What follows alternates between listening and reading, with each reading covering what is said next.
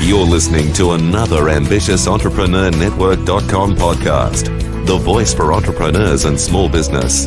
Now, onto the show.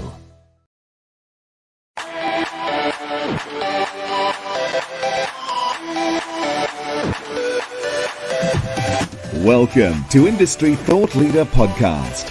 Stand out, be heard, influence. Want to influence real change with your message while become known as an authority in your field? Industry Thought Leader Podcast will show you how. Now, over to your host, Annemarie Cross.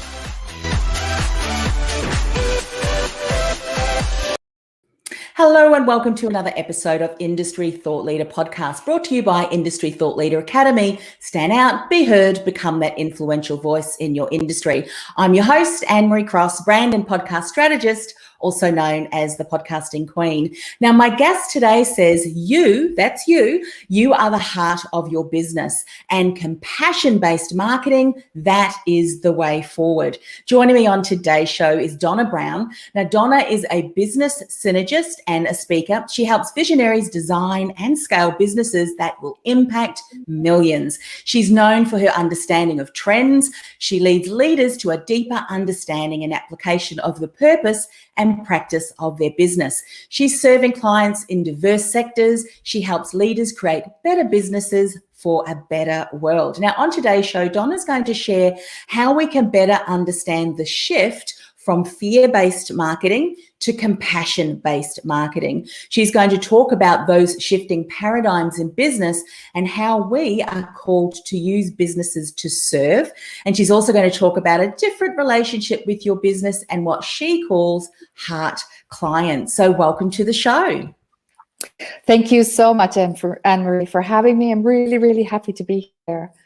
I hope everybody enjoys the stuff. Yeah. Yes, absolutely. This is such a pertinent time, I think, for you to share your message. Just give people a backstory. You are in Italy. You are one of the first groups of people to be put in total lockdown. And I think the message that you're going to be sharing today, from fear-based to compassion-based marketing is so important, because every single news channel, no matter where you are in the world today, is full of fear, full of doom and gloom. But before we dive in, how are you all going there in Italy? Well, I mean, most of us are doing well. The majority of the country is doing well. Unfortunately, we are a big hotspot. We're the largest around now. And the healthcare workers are just amazing. And it's really moving to see the lengths they'll go to help people, and they're putting themselves in danger to help others. And so that part is, there's this weird sort of duality of being at home and feeling sort of all safe and even possibly bored some days, and then these other people who are just working flat out, and there's kind of almost nothing in between, right? Yes. So it's a very unusual experience. And what I love about what you're doing is you're not letting the circumstances stop you from sharing your message. And I think it's so important for leaders who have a message, and one that is, inspiring, but despite what's happening, it's so important that we continue to share and drown out the negativity, because there is always hope. Yes, there is real seriousness in this, but I think, when we lose hope as a global nation, then that's important to be mindful of that. Share a little bit about how your journey into entrepreneurship, just a snapshot. It's always lovely to hear a bit of the journey of our guests, and then we'll dive into today's topic. Okay. I'll try and make it really, really fast, because I've been around a while, so I've done quite a bit. So I had an arts background. I was a musician, a classical musician, and I decided that I wanted to create something that was more sort of in the physical. So I moved to Italy almost 4 decades ago to work in fashion, and then I, became a designer in fashion and worked as a designer for home textiles and the fashion coordinator, and relaunched a whole brand, the whole department store, the whole chain, the whole brand, and that was really interesting. And then I kept getting asked to do all these strange things, and write a book, or do cookbooks, or do editorial projects, or do TV shows, and I could never really join the dots. And, and I think everybody here is very familiar with the anguish of creating an elevator pitch. And I could never really define what I did. And so I had to start looking below the surface. And this was really helpful to me to see, because these things had nothing in common, apparently, the sectors, what was it that I was actually doing for people? And that led me to a bigger understanding of sort of what you could be calling purposes. And I feel that purpose, first of all, I feel that you are your purpose.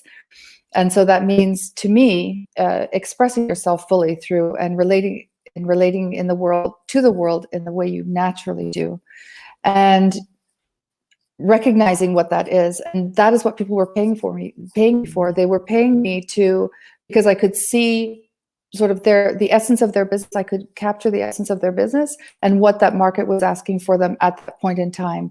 And it didn't really matter what I applied that to, because that was a very specific gift. It always, made my clients very happy and generally made them a bucket of money or several. But it was really this ability to sort of put all those things together and read the situation. And so then that started making sense to me. So I started looking sort of below the surface for other people as well, in the entrepreneurial space. We get so caught up in these definitions that are slightly more superficial, but I think the real sort of juiciness is underneath when you can get to that sort of your natural way of relating to the world, your natural talents, and combining all of your gifts and all of your experience into a sort of very one unique model. Then that becomes super interesting for me. Yeah, I love that. And, as you're sharing your journey, I can certainly relate to that. And many, I'm sure, can, who are listening and watching even the recording, because we have had diverse expertise.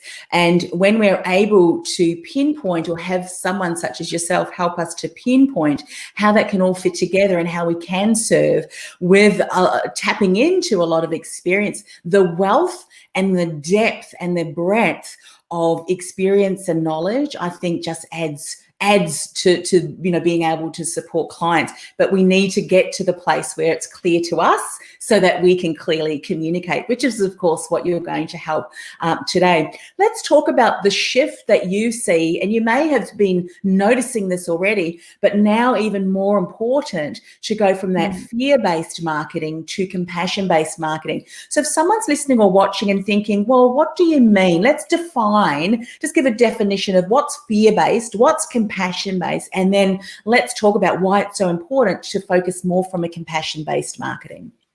Oh, yes, happily. So I'm a little bit direct, and because I feel it's also clear maybe to a lot of people that way. But I've been talking about this for quite a while. Only now it's just become so topical, and I think people are ready to receive it on a wider scale. Let's put it that way. So fear-based marketing, just for people who are not sure, is basically what everybody does, or 90 something percent of companies. It's to make you, and anybody who's done any copywriting courses or who has done anything about marketing, they will say, go into the pain points of your ideal clients, and they're talking about their pain points. You kind of have to remind them of your pain points. You have to remind them of why they're unhappy, unfulfilled, or this sort of thing of fear or anxiety or lack. And then you have to show them, Valhalla afterwards, where everything is nice and golden and shiny. And in the middle, there's your product. And that's literally the way it is for everything, whether it's a car or cereal or entrepreneurial, coaching or whatever it is. But that's basically, this is where you are, your website's horrible. I'll come and I'll make it amazing, and you will have all the clients you want just because your website is transformed. So what it does is, you can definitely make people do things out of fear. That is proven. Like, they've done all kinds of studies around that. But I feel that, and that's what most sales is also based on, right? All sales techniques are also based on this, sort of making you feel that desire for that transformation. Therefore, you say yes. That's the push to say yes. And it's never terribly sat well with me. Just as an individual, I guess. And what to me seems a little bit incongruent is when you try and make a person feel worse to then make them feel better. And if we were in a personal relationship, you would worry about that relationship. Yes. It's like, okay. But so from that point of view, I feel that there's something about that it's really not necessary to do that. it's not that you don't, and in compassion-based marketing, it's not that you don't talk about the same things. It's because of course they have that problem, because that is the problem that you're there to solve. So you're there to solve a problem that they have, right? Or fulfill a need. But you can come to them from a very different space of saying, I see you, I hear you, and I know that I can help if you're interested. And you kind of you extend your hand. It's like, here's my hand. If you want to take my hand, I'll help you with this. Yes. And that's the points are the same, but the feeling and the language is different. And now people are so anxious and so afraid. I've seen nothing but people taking down months of scheduled content, which is why I never schedule way too far ahead. That's my official excuse. But they're taking down content. They're changing sales pages. They're changing and they're saying, oh no, I don't feel I can offer this anymore.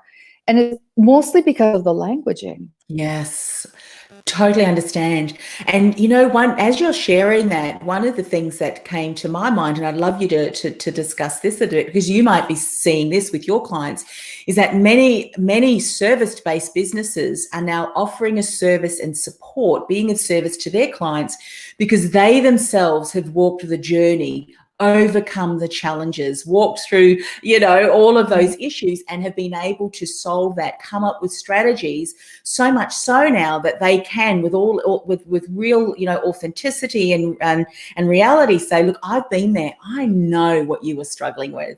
And, that's why I'm so passionate about helping you. So when you do it that way, you can tap into, as you said, because I've been there and I know that I would not want to be there again. And here's how I can help you, rather than that real shock and horror. It's almost like, those headlines that we see on the news, and it's like a shocking headline that wants to have people kind of go like that. But you can tell the difference when there's real a caring sense, a compassion-based sense behind a message, than just because it wants to shock and awe. Yes?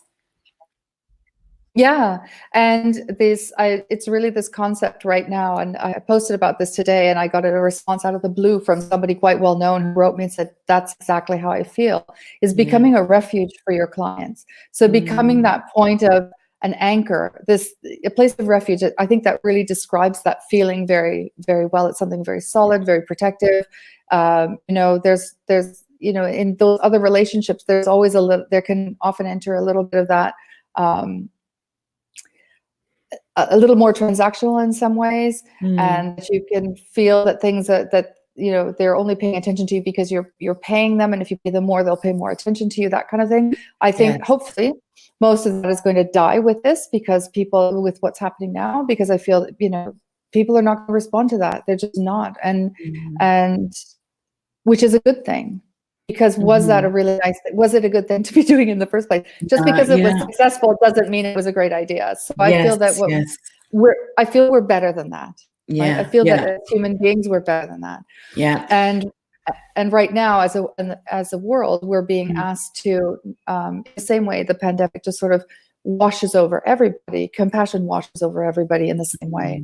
And and if you can see this immense desire for connection that people are having, and reaching out and reading, sonnets on Shakespeare sonnets on Twitter, or Michelin star chefs cooking on IGTV, and people holding sets of music in other places, and this desire to reach out and to truly connect with other people, and this without all this other stuff that's going on is quite authentic and pure, and we need to hold on to that in some way. And I feel that that's the way to sort of protect that and cultivate it. Yes. When you're talking about shifting paradigms in business and how we're called to use our businesses to serve, as you're sharing some of those examples and considering the climate or the context of which, at the moment, the whole world is now faced with, significant changes, if not, grieving because people that they know that, near and dear to them have, really suffered because of this. We can serve by just sharing that message, one of hope, one of inspiration, one of support.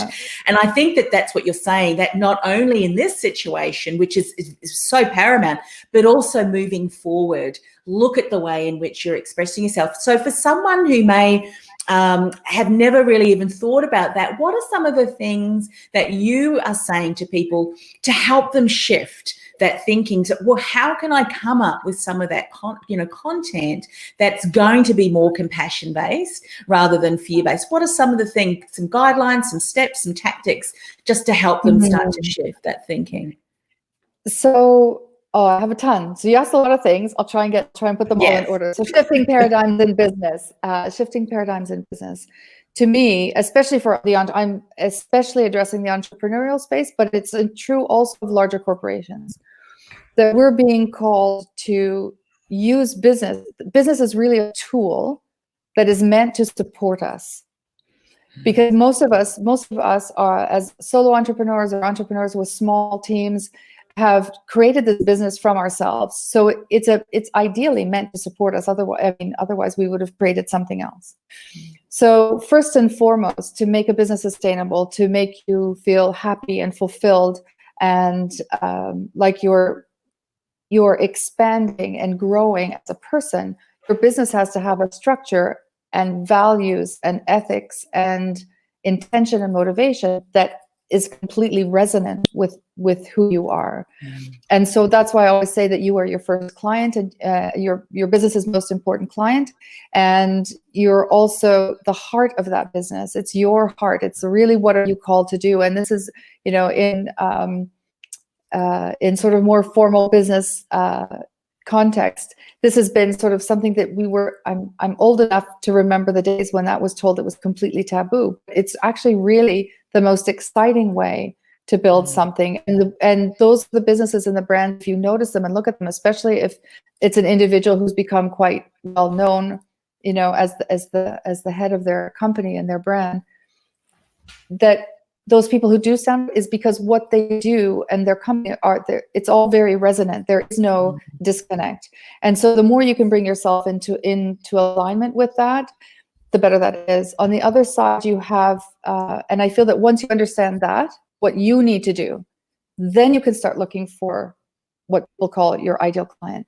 So I feel that the jump to ideal clients is too quick. We move to something external, and external validation, and asking clients or doing market research or something to ask us what we should be doing.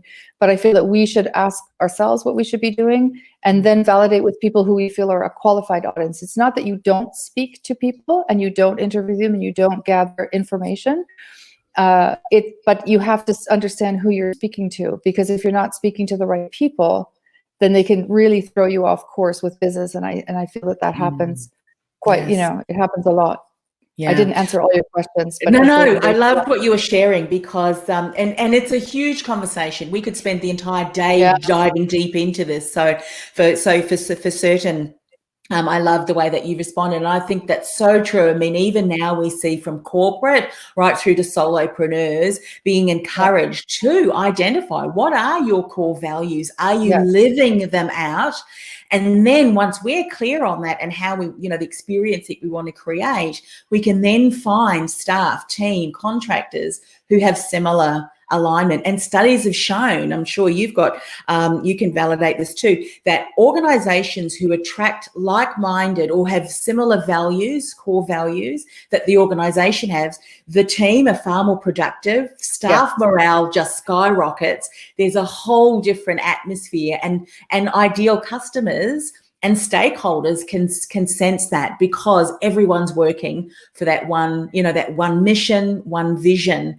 And often the opposite happens if a company's not living out their core values in their relationships. That's really what you're saying, aren't you? It's so important for businesses to understand, if you're a solopreneur, right through that if you've got multi-teams all over the world. Yeah. Do you think that we're going in the right direction, or whether businesses across the spectrum, we're getting it right, or there's a way to go?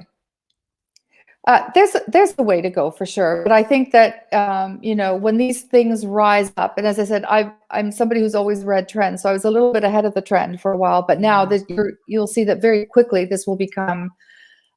You'll see that term used. I mean, I started it, but it will spread, just because it's so what's needed right now. And it's really moving from selling people things they desire to what do people actually need, right? We've also been on this quarantine of consumption, right? And not being able to consume and not consuming, all of a sudden we start maybe asking ourselves, what do we really want to consume? And I was going to just go back to your point about leaders and leadership, is the John Barrett's leadership, values-based leadership in businesses. It's really, that work is based all on that, and really bringing teams to understand the values of the company and their own values so they can make values-based judgment. And what's another interesting trend is that the Gen Xers and the millennials, they will vote with their dollar on your values. Yes. Much more than, not so much on their emotions. And whereas our generation would be sort of overcome with the emotion of something and then purchase now, and this is trickling up, it's trickling backwards, right? They will not buy from companies they do not believe in. Yes, if they don't believe that they're ethical, they will not spend their dollar there. Only if they absolutely have to. And so this is calling people everywhere at all levels, no matter how big your company is, to kind of, stand for something and then, sort of walk the talk.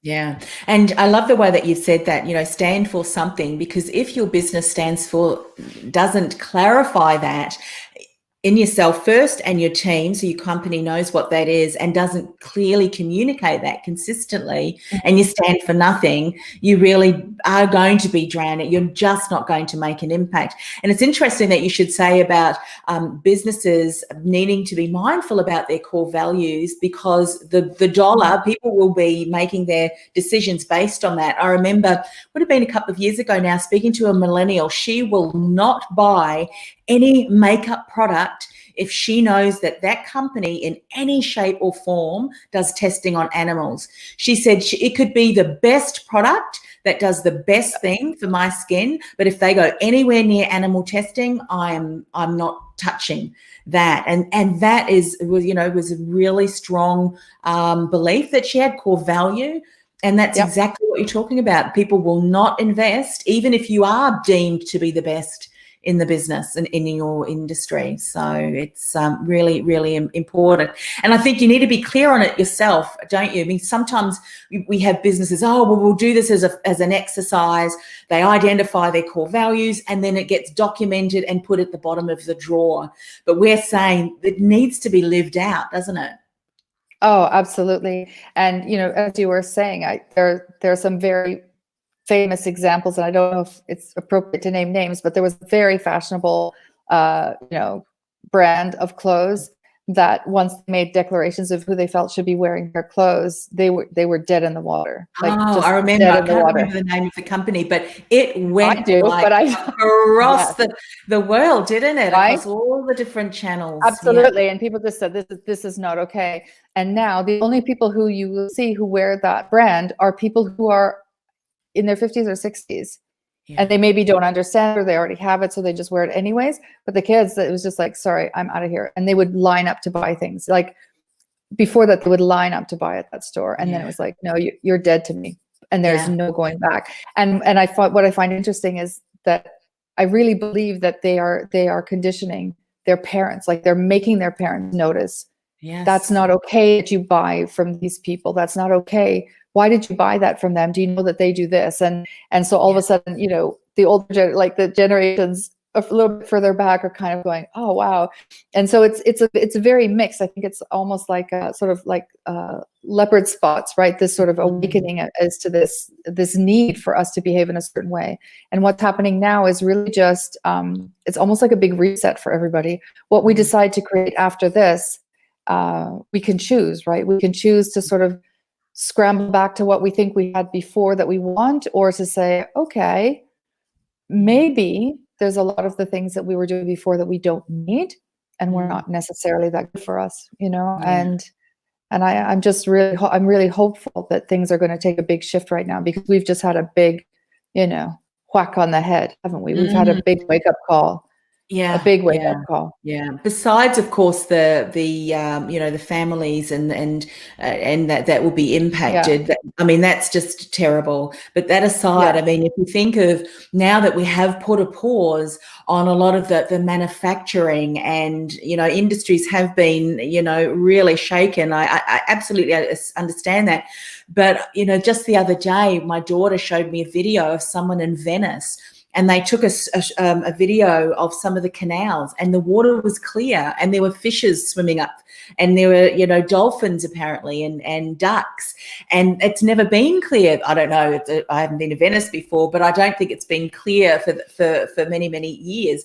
And so we will take a step back and go, do we really want to go? Let's do some shifts. Let's appreciate what nature, because nature does what she does best. When it's allowed to, it can heal. And so, as you say, let's make some decisions from more value-based to not only the profit, but how's it going to impact the environment? How is it going to impact us as a civilization, a global civilization? Because I think now we realize that a decision made in one country does not just affect that one country, it affects the entire world. And sometimes I think to myself, okay, we're different countries, but we do realize that we are all human beings.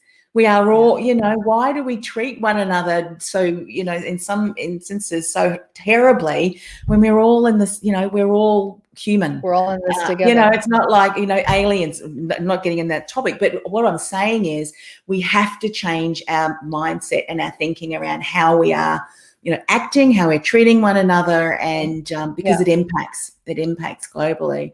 And it starts with everyone individually, the business, the values, and what you've been talking about. Let's talk about the different relationship in your business and what you call your heart client. What's a heart client? A heart client is the level, sort of a level below, the deeper than an ideal client. Ideal client, you can get, we've all done those avatar things, and everybody generally feels uncomfortable. And they look at that and they kind of don't necessarily connect with this person. But why? Because those indicators are not necessarily indicators that are that terribly important. And, I know people do psychographics and demographics, and I would go to soul graphics. So what is that deep need of yours that I'm fulfilling? So, for example, a copywriter, somebody who hires a copywriter, I'm giving you the right and the power to speak for me. I'm saying, I'm entrusting you with my message. And I'm saying, so there has to be a deep level of trust, which is much beyond the know, like, and trust thing. That's just to make this like a sale. But this service part is, I can help you say the words that you can't say for yourself. And I'm renouncing using my own voice and letting somebody else speak for me. That's a big thing. That's actually a very big thing. And so when you understand, sort of, that's just one example, but with your heart clients, what I feel is that when you have this very a deep awareness of who you are and how you naturally serve the world, and what you want to accomplish, and how you are sort of more in your zone of joy than a zone of genius, then the people that need your work to be the best that they can be, those are your heart clients. It's much deeper. Those are those magical clients. So ideal clients, you can get a lot of those. But these other magical clients where you're just so happy to be, they're happy to be in your sphere, and you're happy to be in their sphere. It's a much more a profound relationship, I feel. And I also, and if you see what's going on now, people are looking for that. Like, they're just bursting out of their houses onto their balconies and through the social media platforms, looking for that connection. I've had calls with people in Singapore, in Australia, in Canada, that I haven't spoken to in a couple of years, and all of a sudden it's this we need to talk. It's like, right? And I feel that we're all moving to this, and when we can serve people from that deep space of honoring them, and really coming from a place of service, that I feel a lot of people don't really understand what service is. But it's a very profound practice, right? To show up and with intention offer your very best work to that person so that they can be the very best they can be. That it really removes all those head games. It's really coming from a heart space. It's removing a lot of your ego and coming from where true connection happens. Yeah. And so those are the clients that I'm looking for. Yeah. Yeah. And what I love about that is that when you are working with a service provider or someone who is providing their expertise and their support to help you, and they are of like mind, and as I said, it goes much deeper than that. It's such a win-win-win because I think for many of us, and I'm sure for your crowd, the people who your community and the people who listen, we're not in just doing this work because we're just doing this work. We're entrepreneurs and business owners.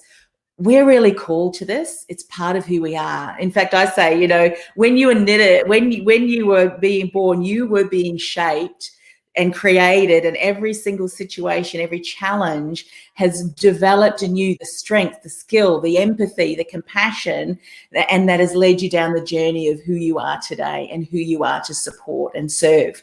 And you wouldn't be doing it, and you wouldn't be doing anything else, for me. And that's, I think, for a lot of service-based businesses, we're here because we feel that we have,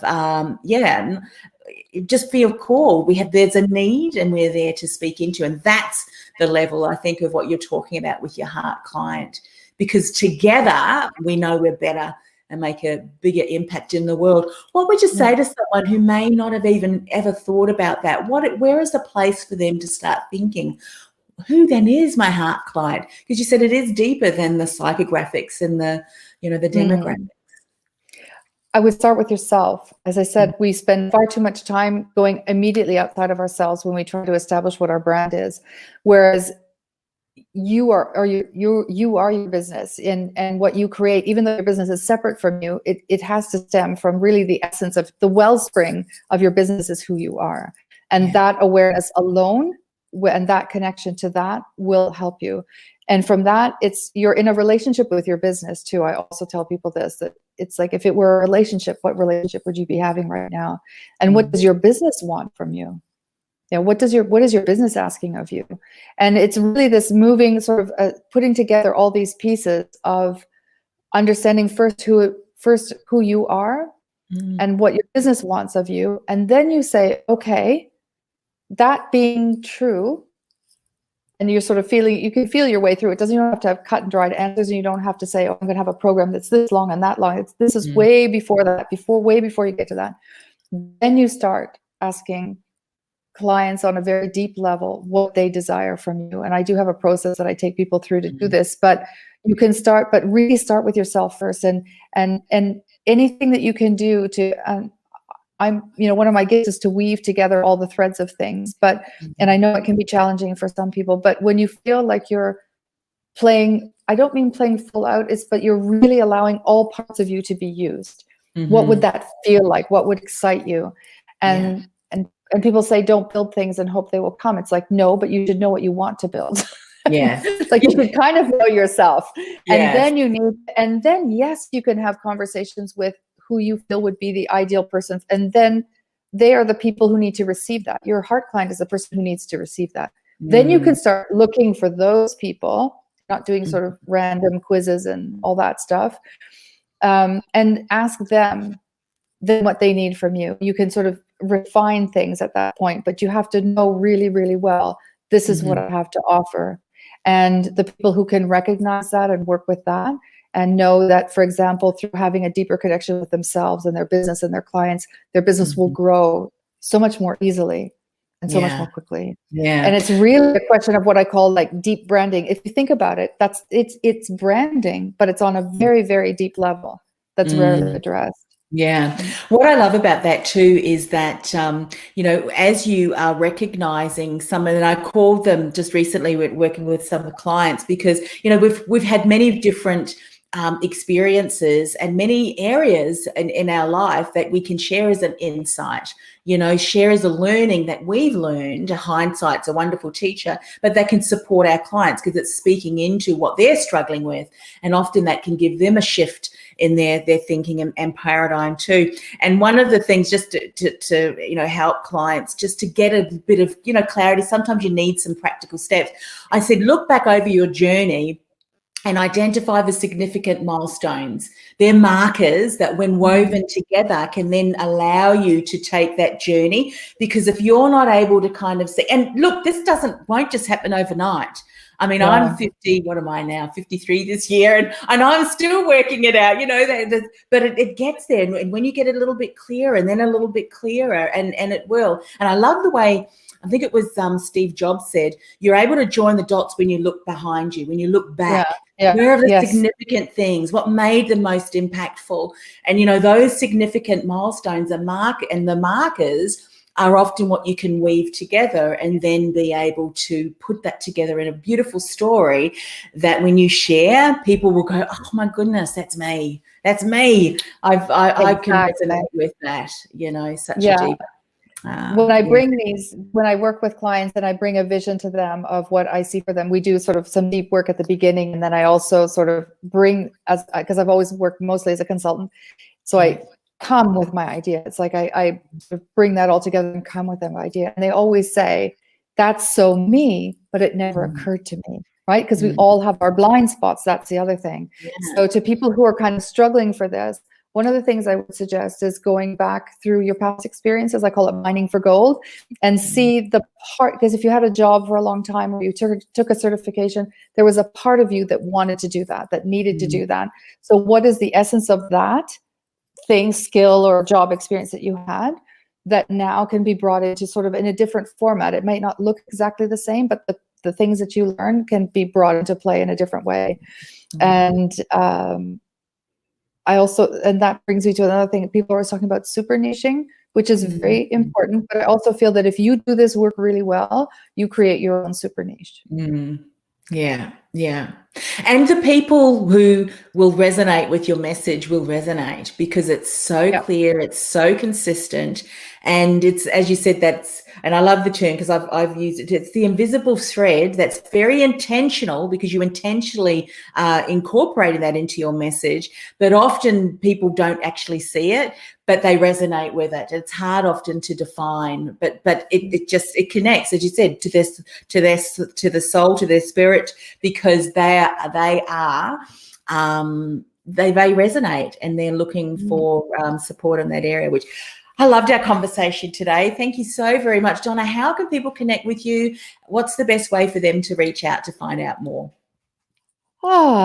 They can go to donnabrown.com, or they can write me at donna@donnabrowndesign.com. And I'm on Facebook and Instagram and Twitter, and I know you're super organized and we'll find a way to sprinkle contact somewhere, somehow. Yes. And good. I love talking to people and discovering new things and making new connections. So feel free to reach out. There's, just to connect. I'm always happy to understand new realities and work with other people. And thank you so much for having me, Annemarie. Oh, you are so welcome. As I said, when I reached out to you, Donna, I think we have, we just came from, what's that saying where you, we're just aligned, a lot of what I see you sharing, and then I think, gee, I just so understand that because it's so important to me too, which is so important because, when you get like-minded people together, it's kind of like that's the sort of person that want to share his message as well, which is why I love that you've come today and shared that. Please reach out to Donna.